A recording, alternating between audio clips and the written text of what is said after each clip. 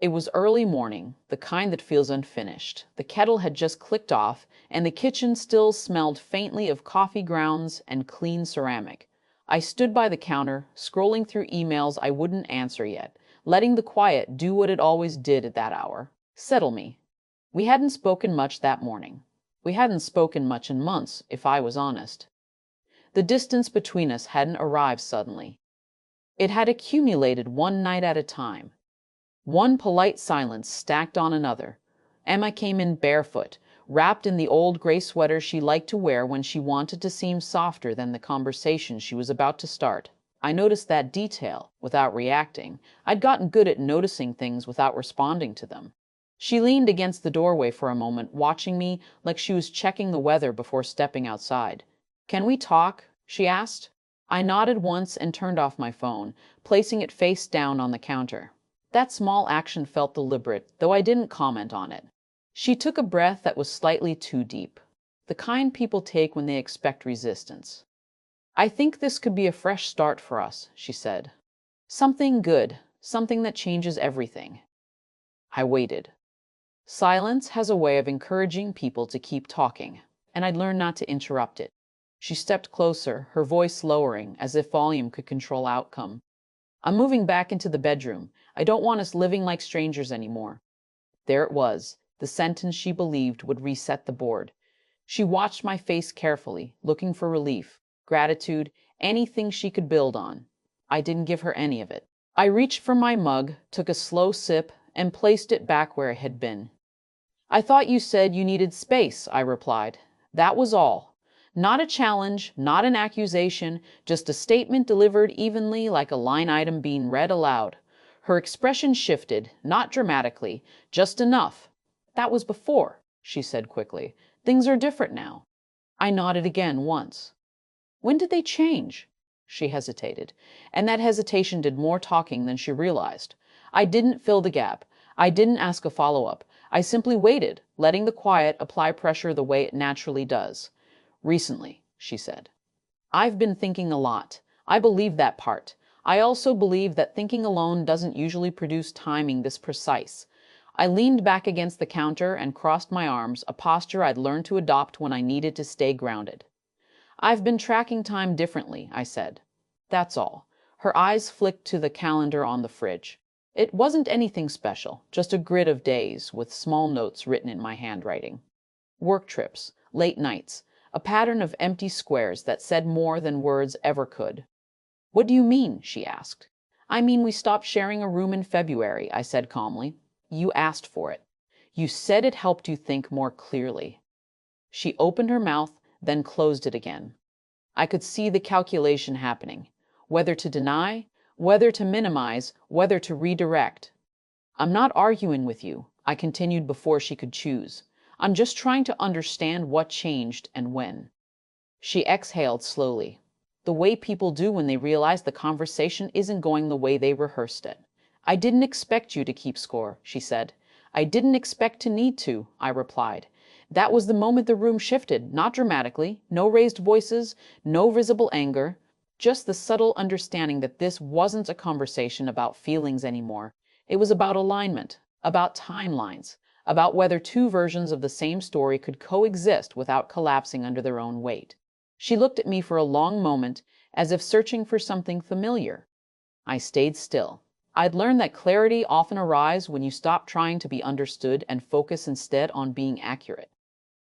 "I thought you'd be happy," she said finally. "I am calm," I said.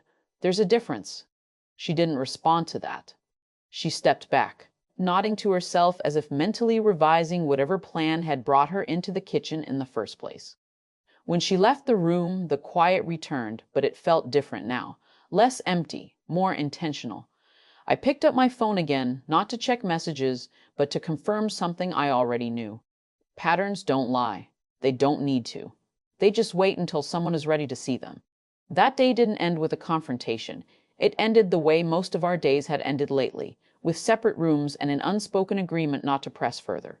She stayed in the living room longer than usual, flipping through her phone with the volume turned low, as if noise itself might provoke something. I went back to the guest room, closed the door, and sat on the edge of the bed without turning on the light. I wasn't angry. That surprised me. What I felt instead was alignment. The pieces that had felt slightly off for months now sat in a cleaner line. Distance does that. When you stop trying to fix things emotionally, patterns have space to surface. Over the next few days, I didn't change my behavior. I didn't ask questions. I didn't watch her more closely. I simply continued noticing. When she left earlier than usual and returned later than she said she would, I noted the times. When she mentioned a dinner that never appeared on the shared calendar, I let it pass. When she suddenly became attentive in small strategic ways, I registered the timing rather than the gesture. There was a rhythm to it. Not random, not chaotic. It followed a logic of its own. I'd learned long ago through work and life that people are rarely careless. They're consistent. Even their inconsistencies repeat. One evening while she was out, I opened the laptop we used for household finances. Not to search, not to dig, just to review what I already had access to. Utility bills, shared subscriptions, travel confirmations. Nothing dramatic, just timestamps, receipts, locations that matched conversations we'd had days earlier, but not quite in the way they'd been presented. I didn't screenshot anything, I didn't forward files to myself. I simply observed and closed the browser when I was done. The next morning, she tried again, different approach this time, softer, slower. She made breakfast and set a plate in front of me, something she hadn't done in months. She talked about future plans in vague terms, using words like soon and together without anchoring them to anything specific. I listened, thanked her for the food, and ate quietly. At one point, she reached across the table and rested her hand near mine. Not on it, near it, close enough to suggest intention without commitment. I miss us, she said. I believe that too. People can miss what they've already stepped away from. Missing doesn't always mean wanting to return, honestly. I know, I said, and left it there. She watched me carefully after that, measuring the effect of her words. When none came, her posture shifted slightly. The confidence drained out of her shoulders, replaced by something closer to calculation. That afternoon, I scheduled a consultation, not with urgency, not with panic, just a conversation. I wanted to understand options, not outcomes. Boundaries, not battles. The person on the other end of the call spoke calmly, asked precise questions, and didn't rush me. When the call ended, I felt steadier, not heavier. That night, she came home unusually quiet. She didn't bring up the bedroom again. Instead, she asked what I'd done that day. I told her the truth. Work, errands, thinking. I didn't offer details and she didn't ask for them. Later, lying in the dark, I thought about how strange it was that clarity doesn't announce itself. It doesn't arrive with certainty or relief.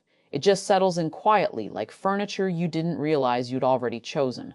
Over the next week, the attempts became more obvious. Small disclosures framed as honesty. Casual remarks meant to normalize gaps. Explanations offered without being requested. Each one created more contrast, not less. I didn't challenge them. I simply remembered them. One evening, she stood in the doorway of the guest room and said, "You're very calm about all this." I looked up from the book I was reading. "I'm being accurate," I said. "That helps." She frowned slightly, as if trying to decide whether accuracy was a criticism. Then she nodded and walked away. Accuracy has a way of narrowing things. It removes the room people rely on to reshape stories in real time. I wasn't trying to trap her. I wasn't waiting for a confession. I was waiting for alignment, one way or another. By the end of the week, I knew two things with certainty. First, the distance between us hadn't been a pause. It had been a process. Second, whatever she was preparing to say next would be framed as resolution, not explanation. And I also knew something else. Something quieter, but more important. I didn't need her version of events to move forward. I already had a timeline that made sense, and for the first time in a long while, I trusted my own ability to stand inside it without asking anyone else to confirm it. She chose the moment carefully. Late evening after dinner, when the house had settled into that low hum that comes just before sleep. The lights were dimmed, the television muted without either of us remembering who turned the sound off. She sat across from me, knees tucked beneath her, hands folded in a way that suggested intention rather than comfort. "I need to tell you something," she said. I nodded once and waited. By then, I'd learned that rushing a moment like this only scattered it. Letting it arrive on its own gave it shape. She took a breath, steadied herself, and delivered the sentence as if it were meant to close a door and open another at the same time. She framed it as progress, as honesty, as a reason for why things had felt distant and why suddenly they could be different. I didn't interrupt. I didn't ask her to repeat herself. I let the words sit between us until they were finished. When she stopped speaking, she watched my face closely. People do that when they expect either forgiveness or resistance. I gave her neither. I looked at the space just past her shoulder, thinking not about what she'd said, but about when she'd said it. "That doesn't fit the timeline you gave me last month," I said calmly. It wasn't a challenge. It wasn't even framed as disagreement. It was simply a statement of alignment, or rather misalignment. Her expression tightened. "What do you mean?" "I mean, you told me something different then," I replied, "and the dates don't overlap." She leaned back slightly, as if distance might help her recalibrate. "You're remembering it wrong." I shook my head slowly. "I'm not." There was a long pause after that. "Not." An explosive one. A quiet, fragile pause where the conversation could still be redirected if enough confidence were applied. She tried. "You're focusing too much on details," she said. "That's not what matters." "That's all that matters," I answered. "Details are structure. Without them, nothing holds." She looked away, jaw set, eyes moving as if scanning for a version of this conversation she could still win. When she spoke again, her tone had changed. Less warmth, more firmness. "So, what are you saying?" "I'm saying I've been consistent," I said, "and the story hasn't been." That was the moment something shifted, not outwardly, internally. I felt the last of my doubt loosen its grip. The need to be understood evaporated. What replaced it was something cleaner, resolution. She stood up, paced once across the room, then stopped. "You didn't always pay attention," she said. "You weren't always present." "I was," I replied, "just not reactive." She turned back to me, frustration flickering across her face. "So what now?" I considered the question carefully, not because I didn't know the answer, but because answers deserve accuracy too. "Now I stop assuming," I said, "and I start deciding." She didn't respond. She didn't need to. The silence between us had changed character. It was no longer shared. It belonged to each of us separately. That night, I slept without restlessness for the first time in months. In the morning, I followed through on decisions I'd already made quietly. I updated records. I scheduled appointments. I adjusted routines. Not dramatically, methodically, each action small on its own, but together forming a boundary that didn't require explanation. When she noticed the changes, she asked about them casually, as if curiosity alone might reopen conversation. I answered politely and briefly. The more neutral I became, the more unsettled she seemed. People mistake calm for indecision when they're used to chaos doing the negotiating. A few days later, she tried again, this time with urgency. She spoke faster, offered more context than before, filled the air with words meant to bridge gaps that had already been mapped. I listened. I always did. When she finished, I said only one thing. "I'm not confused anymore." She stared at me as if trying to understand how clarity could arrive without agreement. I didn't elaborate. There was nothing left to prove. That evening, alone in the guest room, I reviewed the timeline one last time, not to reinforce my position, but to release it. The facts were steady. It didn't shift under scrutiny. That was enough. I turned off the light knowing something fundamental had ended, not with a fight or a dramatic declaration, but with the quiet certainty that truth doesn't need permission to stand on its own. The days that followed were quieter than I expected. Not tense, not heavy, just deliberately sparse. We moved through the house on parallel lines, acknowledging each other with brief civility, nothing more. There were no more attempts to reset the narrative, no carefully worded openings meant to pull me back into discussion.